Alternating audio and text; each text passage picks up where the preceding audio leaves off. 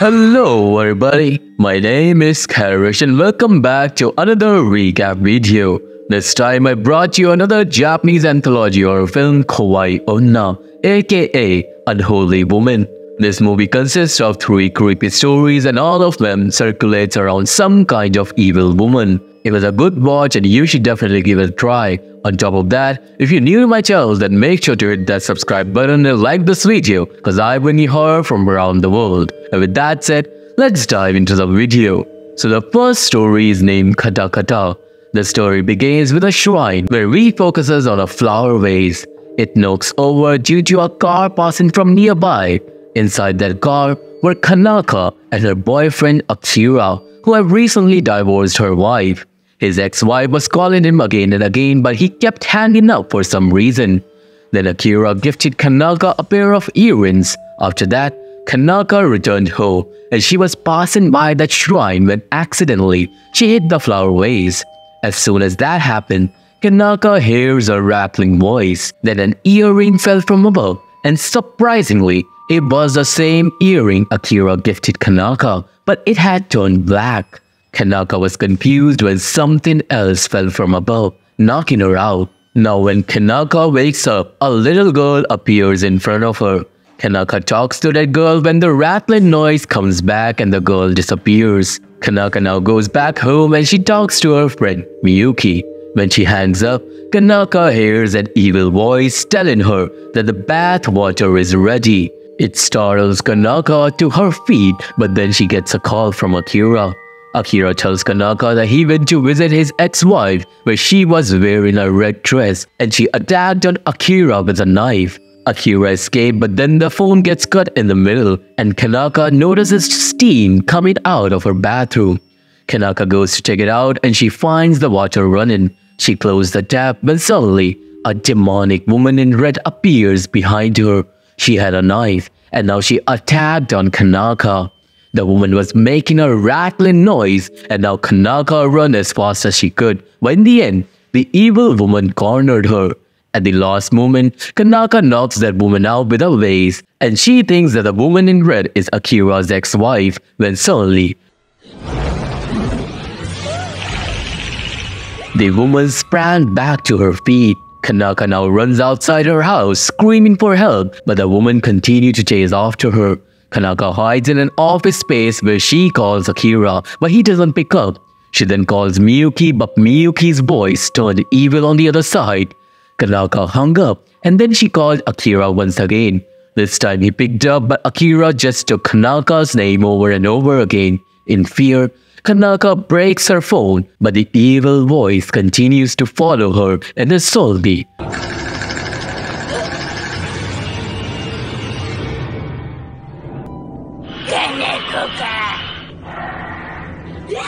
The woman in red appeared behind her on the ceiling.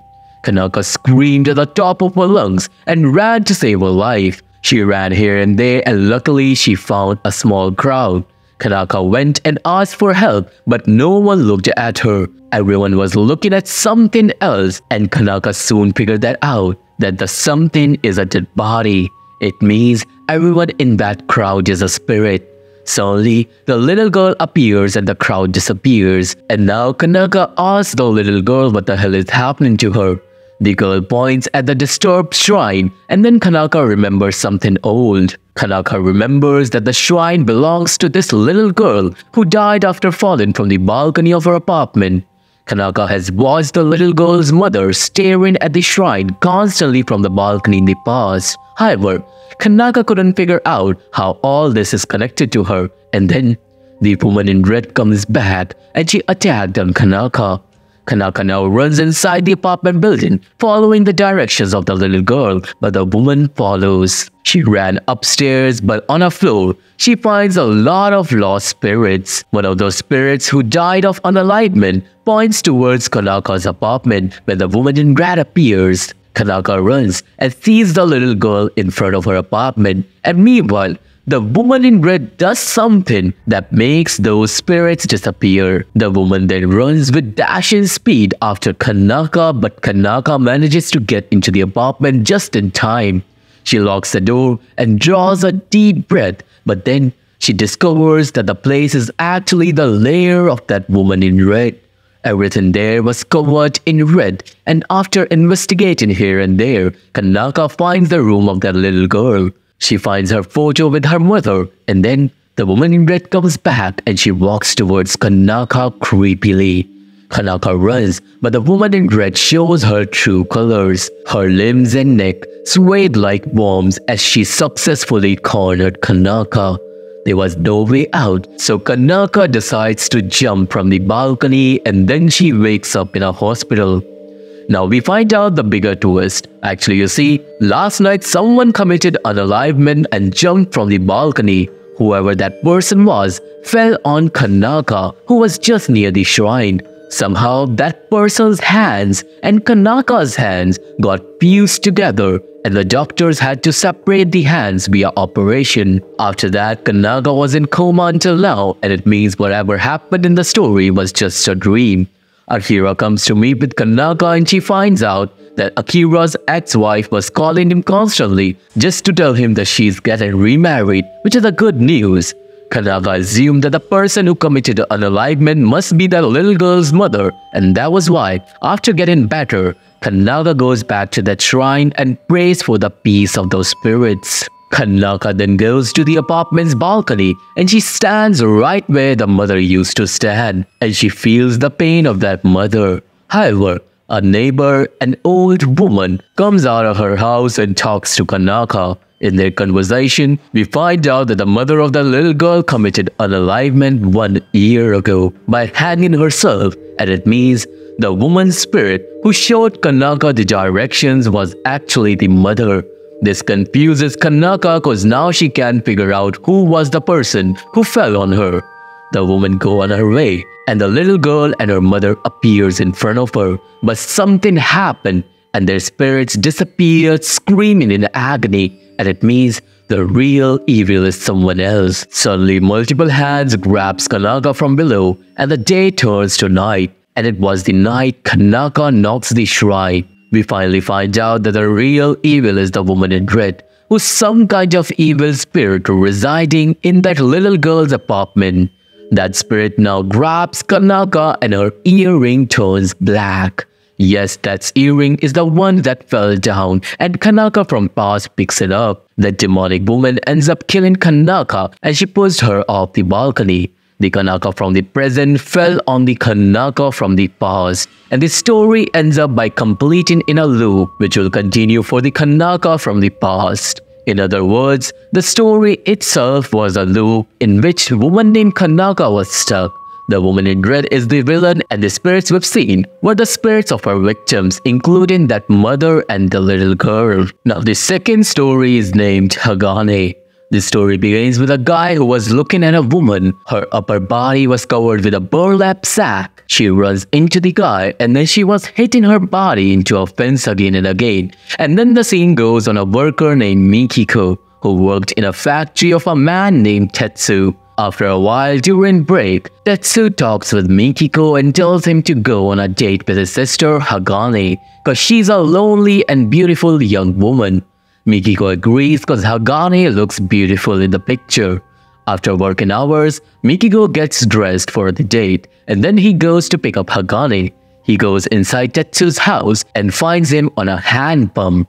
The pump was attached to a burlap sack, and yes, Hagane was the same woman from the beginning. Tetsu pumps something in her sack before telling Mikiko that this is her sister Hagane, which puzzled him. After a while, Hagane comes out of the house wearing a new skirt and heels, but she is still wearing that burlap sack. Mikiko was confounded and he asked Tetsu about the girl he showed him the picture of, but Tetsu threatens him to fire him if he doesn't go on a date with Hagane. Poor Mikiko ended up going on a date with Hagane, but she doesn't speak to him at all. On their way, Mikiko notices a grasshopper coming out of her burlap sack, which freaks him out. The two reaches the date destination and Hagane instantly runs off somewhere. At first, Mikiko thinks of ditching her, but then Hagane falls off and Mikiko has to go help her. Still, as soon as Hagane got on her feet, she she ran away and Mikiko followed her, thinking that she might get into trouble. He tries to talk to Hagane, but she doesn't say a word. She just keeps making weird noises, and in the end, she jumps inside a water body. Instantly, Mikiko tries to pull Hagane out of the water, but she pulled him into the water as well. She then makes a strange chittering noise like she was having fun, but then Mikiko takes Hagane to his house. He gave her his clothes to change, but Hagane does not accept them. She instead kicked Mikiko away and tried to sit on his face. Mikiko ends up pushing Hagane away and she falls on his bed. In that hassle, Mikiko starts bleeding and Hagane used her toes to write the word "more" on the window with his blood. It was an invitation to have sex with her and Mikiko agrees. He starts kissing her feet and then to have sex with her, he starts removing the burlap sack and Hagane seemed to oblige. However, soon a piece of flesh falls from inside the sack, startling Mikiko. Hagane started screaming and she trashed Mikiko's house before running away. Finally, the terrible date ends and the scene goes on Tetsu. Hagane comes to his brother and she was looking sad. However, a few minutes later, Mikiko gets a voicemail from Tetsu and he was pleased. He tells him that Hagane is very happy after the date and she wants to go on a second date, which Mikiko abhorred. On the other hand, Tetsu was bathing his sister and she was turning water into blood. Tetsu beats her up when she doesn't stop making strange noise, and then the next day, Tetsu finds out that Mikiko has left the company, which didn't sit well with him. That day, Mikiko was wandering here and there when he gets a strange vibe from a burlap sack. He checks it but nothing was inside. Mikiko then finds a poster containing the picture of the woman Tetsu showed him, and then suddenly, he got hit by a dart. Mikiko realized that Hagane is following him and she was hitting him with darts. Mikiko runs to save himself, but in the end, Hagane corners him and continuously shoots darts at him, but they were poisonous. It enraged Mikiko and in the end, he picks up a cue. He beats the shit out of Hagane and then he punches her constantly until out of the blue, blades emerges out of her burlap sack, cutting Mikiko's hand. Once again, Hagane writes the word "more" from Mikiko's blood and then she lay down and cried. Mikiko was scared, so he picked up a heavy stone and crushed Hagane. She screamed at the top of her lungs and then Mikiko beats her up with the cue until she stopped moving. Mikiko returns home thinking Hagane is dead, but soon she comes back and Mikiko hides. Hagane tries breaking into his house, but Mikiko hit her with something, making her leave. At night, Mikiko hears sound from outside his house and when he checks, he sees Hagane, who was going somewhere. Mikiko follows her for a while when suddenly, Hagane stumbles towards an end of a hill. Mikiko saved her first, but then he ended up letting go and Hagane fell deep into the darkness.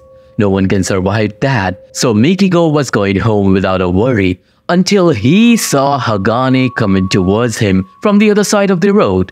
Somehow she was alive and now Mikiko ran to save his life, thinking she will kill him. He ran and hid inside a warehouse but Hagane found him.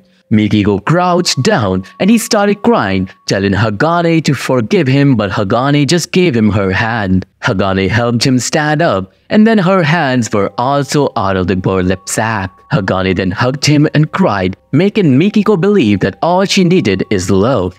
Mikiko hugged her back, apologized for his acts, but then Hagane tears the burlap sack, making a way for Mikiko to look inside. Mikiko obliges and gets closer to see what's inside, when suddenly something grabbed him. Mikiko struggled, and when he managed to escape, his face was filled with bite marks. Hagane was indeed some sort of monster, and then she opened her sack and sat on Mikiko's leg, not allowing him to escape. She tangled her body with his, and in the end, she ate him alive.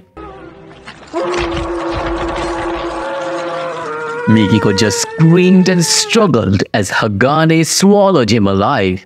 Soon Tetsu found his sister and he was happy seeing her happy. Tetsu then burned Mikiko's belongings and from the next day, Tetsu and Hagane returned to their normal lives. Tetsu wanted another worker for his company and a man for his sister. In the end, we see Hagane wearing a new skirt, jumping around, laughing, And this is where the story ends. Now the third story is named The Inheritance. The story begins with a boy named Masahiko. His mom was singing a strange lullaby while beckoning him. He goes towards his mother, and all this is witnessed by Masahiko's sister Saiko. Scene goes years later, and now Saiko is a grown woman with a child named Michio. She recently went through a divorce and now she's going to live with her mother for a while. We see her mother, let's just call her Alice, locking the door of a shed before her daughter arrives. That night, when Saiko and Alice were talking, we find out that Alice isn't happy with their arrival and she wants Saiko to go back and fix her marriage. However, Saiko isn't gonna leave her sick mother, who is worried for Michio cause of an unknown reason. Meanwhile, Michio was roaming here and there when the spirit of Masahiko appears in front of him. He looked evil and Michio ran. He then finds some old portrait and one of the picture is of Masahiko. Then comes Saiko and Michio asks her about the boy and finds out that the boy was actually his uncle who disappeared when he was Michio's age. The mother and the son then sleep, and then the next day Saiko hears a voice from inside the shed behind the house. But then comes a car. It was Kajibo, Saiko's old friend.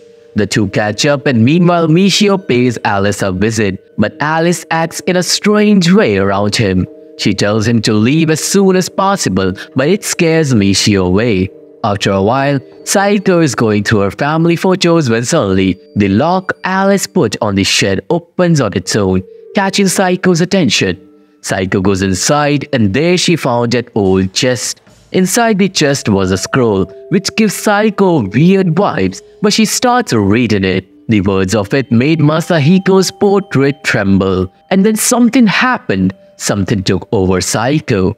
Back on Michio, who sees the broken portrait of his uncle, and then when he goes near Saiko, he gets a shock to see that Saiko is now smoking, and she was cutting vegetables vigorously. She then shows Michio the knife, and we kinda know that something is wrong with Saiko. Saiko then goes to feed her mom and she asks her a question about Masahiko and what did she do to him that night, which scares Alice. Alice then goes and checks the lock on the shed, which was right on place, but she's getting a strange vibe from Saiko, who was constantly watching her. Now at night, Saiko comes home drunk and she doesn't even acknowledge Michio. At night, Michio couldn't sleep, so he goes to sleep with his mom, but the door was locked, and then Michio sees Saiko in the yard. Saiko goes inside the shed and Michio follows her. He finds Saiko singing a strange lullaby while combing her hair in front of a mirror. She then sees Michio and starts beckoning him in a strange way, but Michio ran back inside the house. Next day, Michio was worried about Saiko and now Saiko was wearing her mother's old dress. Michio asks her mom what's up, but Saiko just sits near him and cradled his cheeks. After a while, Kajibo comes and meets with Michio, but Kajibo discovers weird bruises on Michio's neck. Michio reveals that in the morning, Saiko tried strangling him, and on the other hand, Saiko hears a noise from her mother's room. Alice was talking to someone on the phone and was telling the person that Saiko is now cursed, so please come and take my grandson away. But then comes Saiko and hung up the phone, telling Alice that her son is not leaving. In the evening, Kajibo talks to Saiko about what happened, but Saiko manipulated Michio into saying that he lied and Saiko would never hurt him. Michio had to apologize from Kajibo, after which he went back home, and Saiko evilness takes a turn. She drags Michio into the backyard and locks him inside the shed. Michio screams for help but nobody listens, and then he hears a rattling noise from upstairs. He goes to investigate and finds a box. Inside there were a lot of paper cuttings about some curse, and on the other hand, Saiko was hearing a high-pitched ringing in her mind. The curse was finally taking over her body. Back on Michio, who's now haunted by something when suddenly the spirit of Masahiko caught him. Michio tries to escape, and then when he did, he found himself grabbing the skull of his uncle, which takes Michio inside a vision. Michio sees Alice in the past, who was cursed, and she killed Masahiko cause of that. The curse was actually inside the scroll Saiko found, and Saiko knew that very well. In the present, she's trying hard to burn the scroll so the curse can take over her body. She successfully throws the scroll in fire, but the curse gives her excruciating pain. On the other hand, Alice comes and opens the shed. She tells Michio to run away, but Michio wasn't going to leave her mom alone, and that was why he went inside the house. Michio finds his mom, but she looked completely possessed, and now she calls Michio closer. Michio ran to save himself, and now the mother chased after him all around the house. Michio couldn't leave the house either because all the doors were locked, and in the end, he hides behind a big thing when Psycho finds him. Michio expects the worst, but Psycho stops and apologizes to Michio, making everyone think that the curse has lifted. Michio goes and hugs her mother on her command, and the scene goes the next day, where Kajibo comes to meet the family. Kajibo finds Alice blabbing incomprehensible stuff, and inside the shed, we see an evil Psycho with Michio's dead body. Meaning, the curse won, and this is where the movie ends. So this was the recap video on the movie KOWAI ONNA, and I hope you have liked it. If you have, please subscribe the channel and like this video. I really need your support to grow further. If you want to watch this movie, there's a link to my Telegram channel where I share movie links every now and then. So go subscribe there. I'm mostly active on Insta, so you can follow me there as well. And look into my other channels where we discuss about the mystery of the world. All the links are in the description box. For now, I see you all in the next one. Till then, stay awake, cause they always see you.